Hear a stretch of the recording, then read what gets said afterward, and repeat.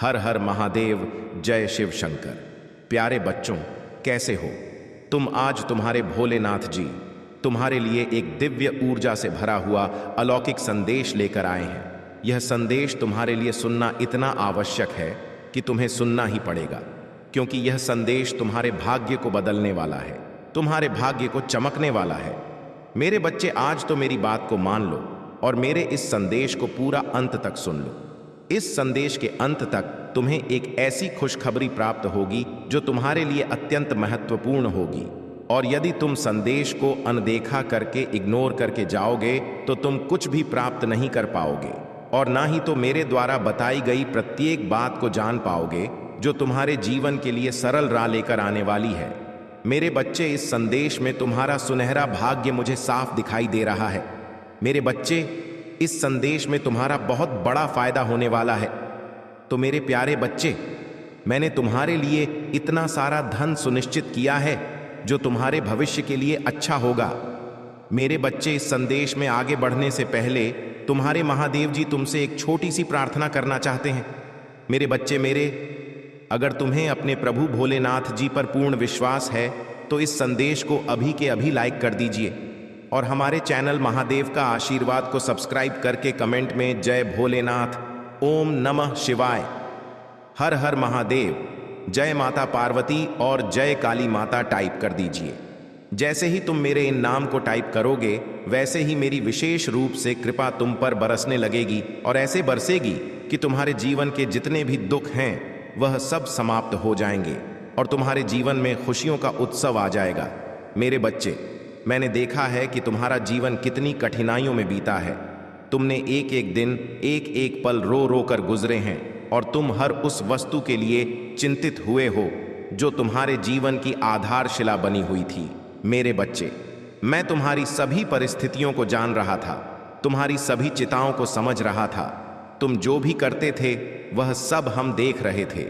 तुम अपने आप को बहुत ही दुखी महसूस करते थे। तुम अपने आप को इतनी कठिन मेहनत में लगा देते थे कि तुम्हें अपनी शरीर की कोई परवाह नहीं रहती थी। तुम तो यह सोचते थे कि मुझे अपने परिवार और अपने माता पिता के लिए बहुत कुछ करना है। अब मैं ही उनका एकमात्र सहारा हूं, तो मैं उन्हें कभी निराश नहीं होने दूंगा। मुझे इसके लिए चाहे जो भी करना पड़ जाए, चाहे मुझे दिन रात एक करना पड़ जाए, चाहे मुझे कठिन से कठिन परिश्रम करना पड़ जाए, और चाहे मुझे इस धूप में पसीना बहाना पड़ जाए, मैं यह सब कुछ करने के लिए तैयार हूं।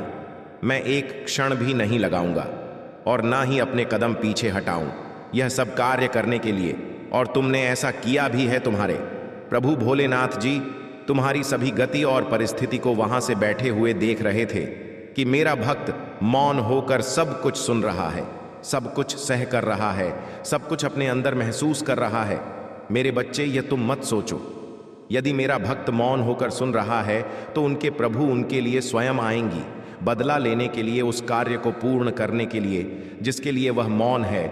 मेरे बच्चे, जो तुम्हारी यह विचारधारा है वह बहुत ही अच्छी है, क्योंकि ऐसी विचारधारा वाला व्यक्ति मैंने आज तक नहीं देखा है कि सब कुछ व्यवस्थित ना होते हुए भी ऐसी ऐसी दिक्कत और परेशानियों को अपने जीवन में एक्सेप्ट करते हुए अपने जीवन को जीने का प्रयास किया है।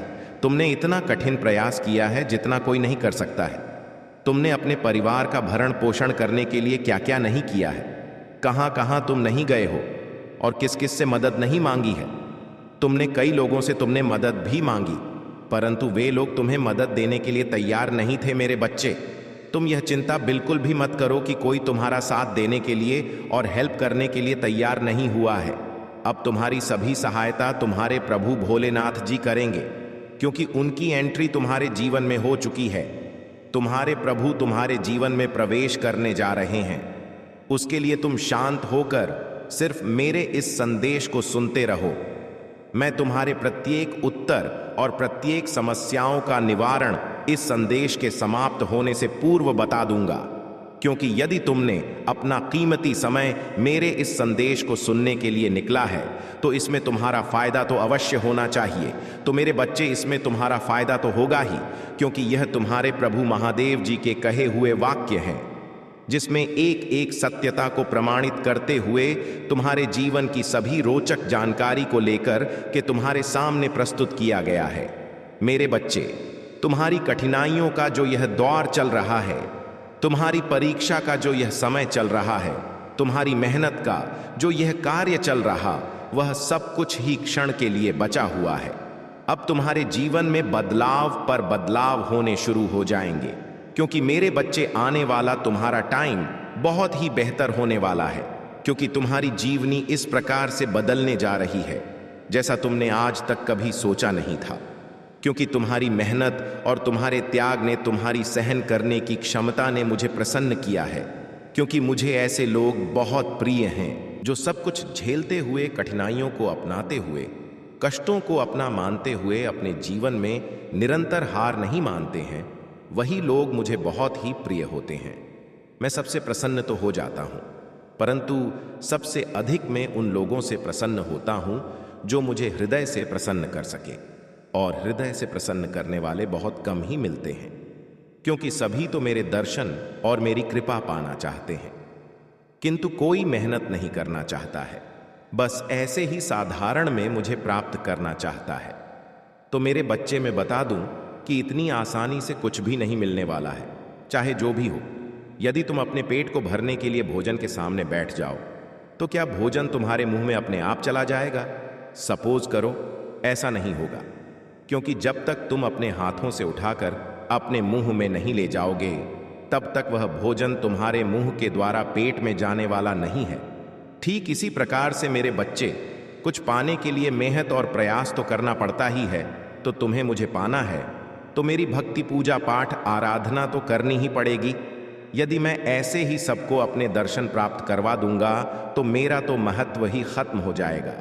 इसलिए मेरे बच्चे, तुम इन सब भावनाओं को त्याग दो और अपने घर की गृहस्थ पर ध्यान दो और मेरी भक्ति पर ध्यान दो। सभी चीजों को साथ में लेकर के चलो तो ही बेहतर होगा। मेरे बच्चे, तुम्हारे जीवन में मैंने ऐसी योजना का विस्तार पूर्वक निर्माण किया है जो कभी भी सफल नहीं होने वाली है। मेरे बच्चे, मैंने तुम्हारे भविष्य के लिए बहुत सारा धन सुनिश्चित किया है।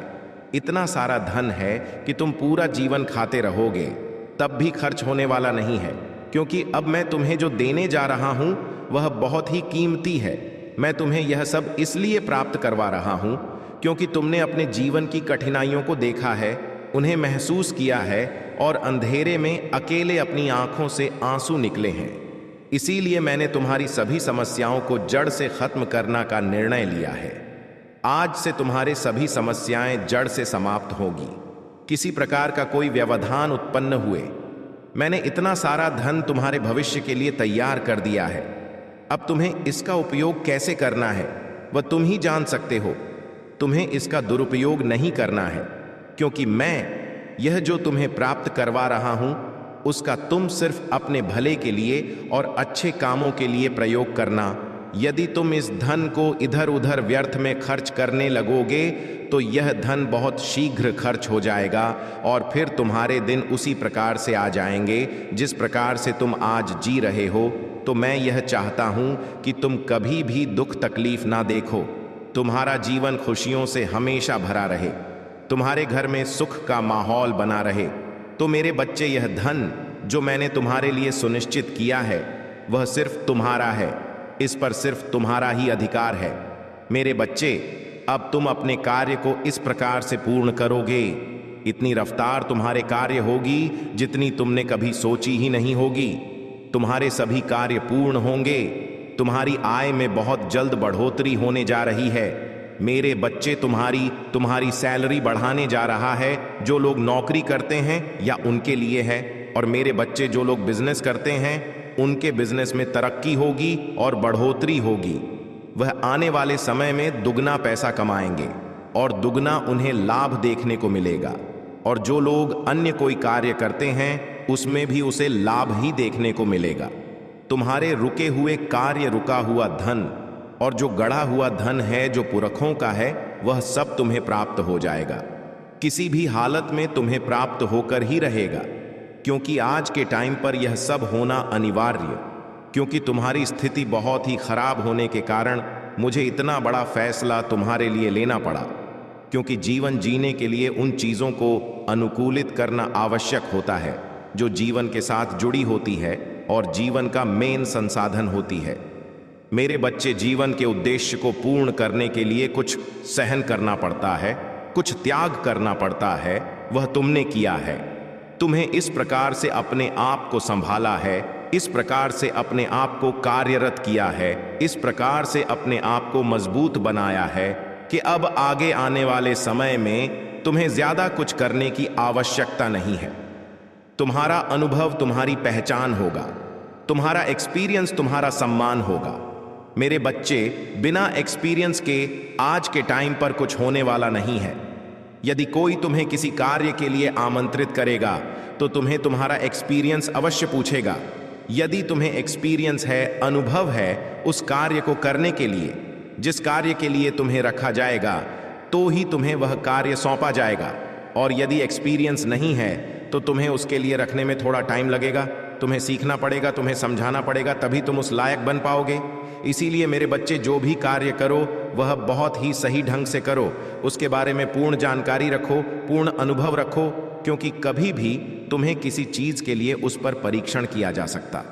मेरे बच्चे, तुमने जो आज तक कमाया है वह तो अभी तक पूर्ण नहीं हुआ है, क्योंकि मेरे बच्चे, तुमने अपने जीवन काल में बहुत सारा काम किया है, उसके आधार पर तुमने बहुत सारा धन भी कमाया, फिर भी तुम्हारी उन चीज़ों के लिए धन पर्याप्त इकट्ठा नहीं हो पाया है, क्योंकि मेरे बच्चे, तुम जितना कमाते थे वह सब खर्च होता चला जाता था। इधर काम कर लाते थे, उधर सब बेवजह खर्च हो जाता था। तुम काम करके थक चुके थे, तुम्हारा शरीर अब काम नहीं कर रहा था, तुम्हारा हौसला अब टूट गया था, तुम्हारी अंतरात्मा बहुत दुखी हो चुकी थी, क्योंकि जिसके पास ऐसी सिचुएशन हो वह कर ही क्या सकता है, सिवाय एक कोने में बैठकर रोने के। वह सोचेगा और रोएगा और अपने प्रभु को याद करेगा कि हे प्रभु, तुमने मेरे जीवन में इतना बड़ा कठोर संकट क्यों डाला है, क्योंकि मैं यह सब सहन करने में असमर्थ हूं।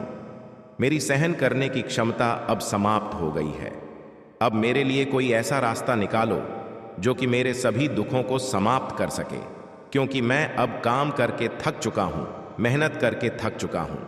एक एक पैसा मैं रह रहा हूं, इकट्ठा कर रहा हूं, फिर भी वह इकट्ठा नहीं हो पा रहा हूं। मैं आगे क्या करूंगा? मेरा भविष्य आगे कैसे बन पाएगा? मेरे बच्चों का भविष्य कैसे बनेगा? मैं तो इसी में पड़ा हुआ हूं। अपने पारिवारिक उलझन में मैं इससे बाहर निकल नहीं पा रहा हूं। तो मेरे प्रभु, मुझे रास्ता दिखाओ, मेरा मार्ग प्रशस्त करो, मेरी बुद्धि को नियंत्रित करो। मैं बहुत ही भ्रमित हूं, मेरा मन अशांत है, मेरी प्यास अनंत हो गई है, बढ़ती ही जा रही है। मेरे प्रभु, मुझ पर कृपा करो और बहुत बड़ा एहसान करो। ऐसा करके अपने मन में शांति लाता है, उसे शांति मिलती है, फिर जाकर उसे कहीं चैन की नींद आती है। तो यह सब तुम ना करो। मेरे बच्चे, तुम मेरी बात को मानो, मेरे अनुसार कार्य करो, तभी तुम सर्व कार्य में संपन्न हो पाओगे। मेरे बच्चे, तुम्हारे महादेव जी ने जो तुम्हारे लिए यह धन तैयार किया है, वह धन तुम्हारे लिए बहुत ही आवश्यक है।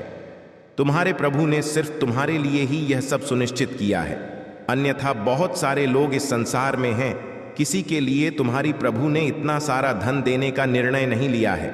इकलौते तुम ही हो जो तुम्हारे प्रभु तुम्हारे लिए चलकर यह सब सुविधा व्यवस्थित कर रहे हैं, तो तुम्हें भी अपने प्रभु को धन्यवाद कहना चाहिए।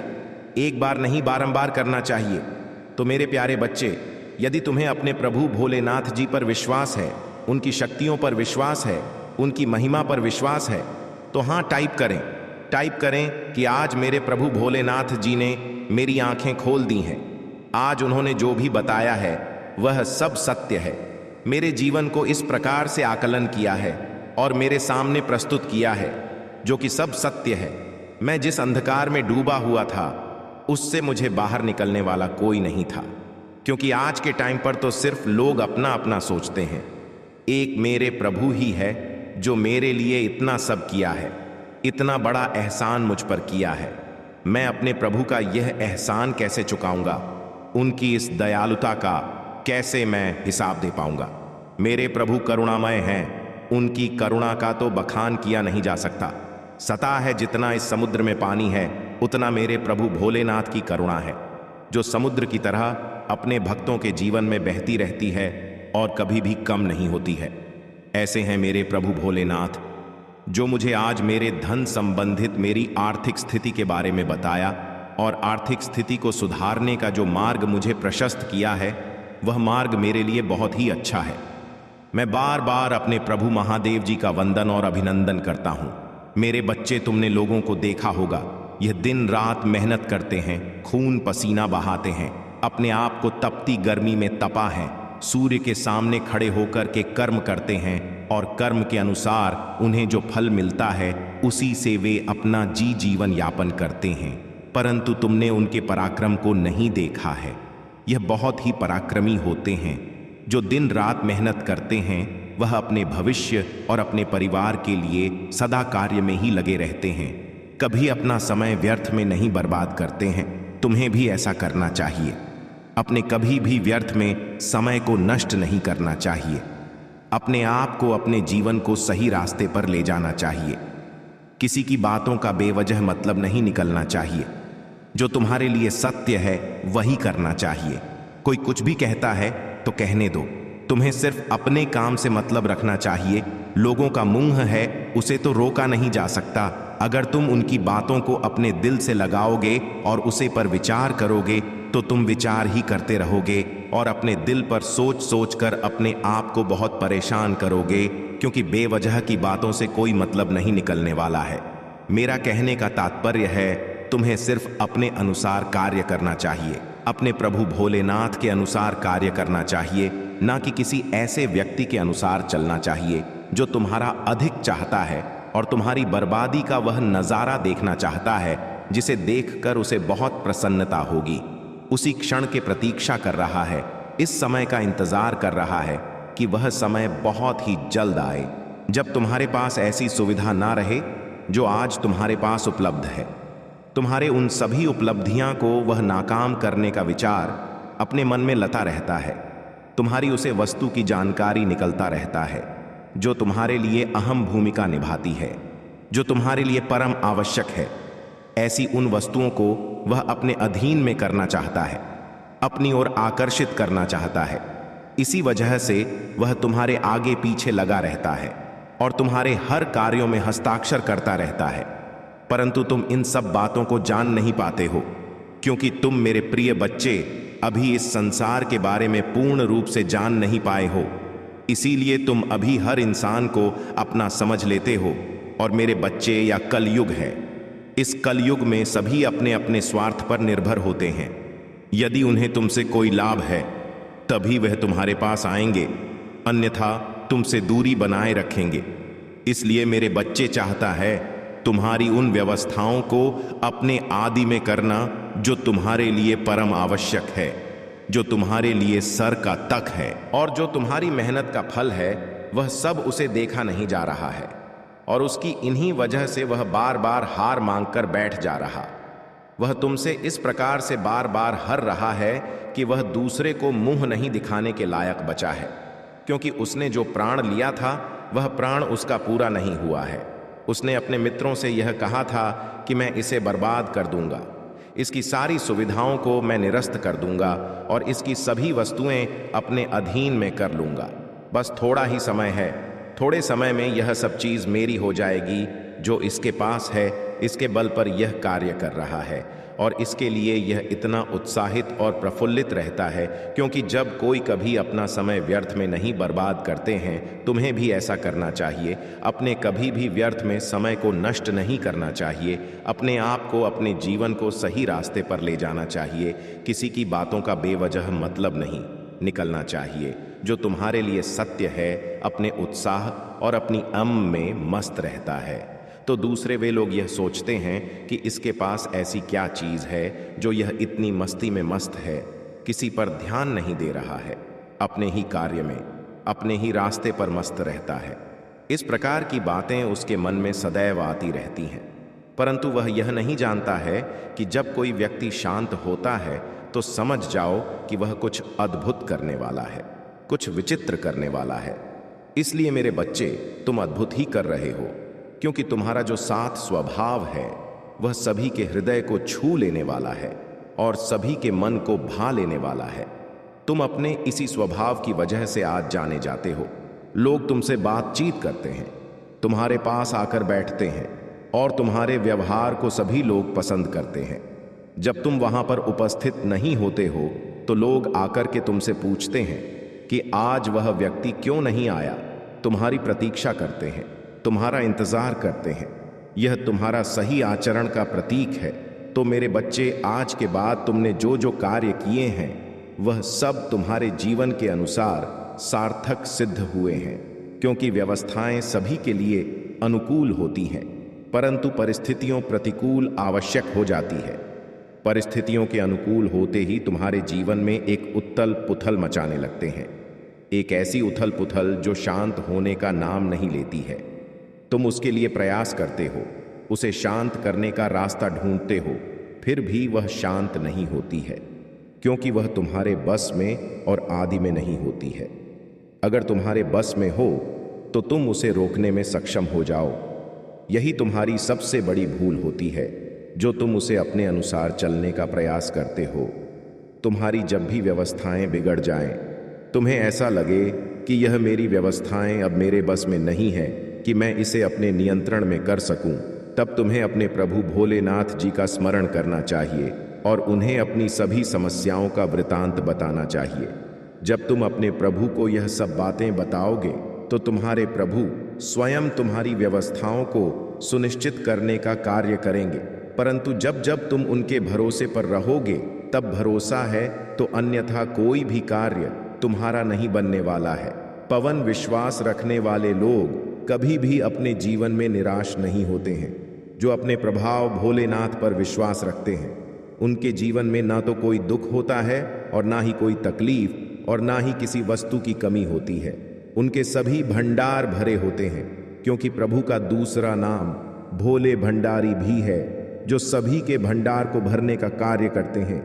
जब किसी के पास किसी वस्तु की कमी महसूस होती है तो वह प्रभु भोलेनाथ का स्मरण करता है और फिर देखता है कि उसके भंडार में सब कुछ उपस्थित होता है, जिसकी वह कामना लेकर प्रभु भोलेनाथ के पास जाता है।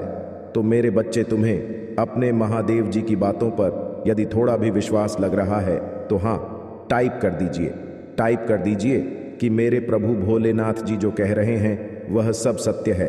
वह सब मेरे जीवन का एक एक सटीक सत्य है। इसमें एक भी बात सत्य नहीं है, क्योंकि प्रभु भोलेनाथ जी ने मेरे जीवन को इस प्रकार से संभलने का काम किया है जैसा कि कोई नहीं कर सकता है। मेरे प्रभु दयाल हैं। मैं उनकी दया की सराहना करता हूँ और उनकी छवि को अपने हृदय में बसाकर पूरे जीवन प्रयत्न उनकी पूजा आराधना करना चाहता हूँ। मेरे प्रभु, मेरे हृदय में बस जाओ और मेरी भक्ति को स्वीकार करो। मैं तुम्हारे शरण में आना चाहता हूँ। मैं बहुत कुछ कर लिया है, बहुत पाप, दुराचार, अभद्रता कर ली है, परंतु अब मुझे अपने प्रभु के शरण में आना है, क्योंकि मेरी इन सब चीज़ों से तृप्ति हो गई है। मैं तृप्त हो गया हूँ। यह सब करने से अब सिर्फ मेरी शांति हो सकती है तो प्रभु के चरणों से ही हो सकती है। मैं प्रभु के चरणों में अपना स्थान लेना चाहता हूँ। मेरे दयालु प्रभु, मेरे परमपिता महादेव जी, मुझे अपने चरणों में आज जगह देने की कृपा करें। मैं आपका आभार जीवन भर प्रकट करता रहूँगा।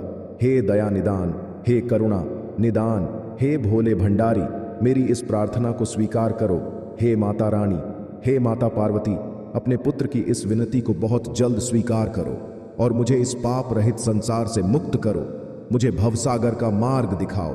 मैं उसे भवसागर पार मार्ग पर चलना चाहता हूँ, जिससे मुझे भवसागर की प्राप्ति हो सके।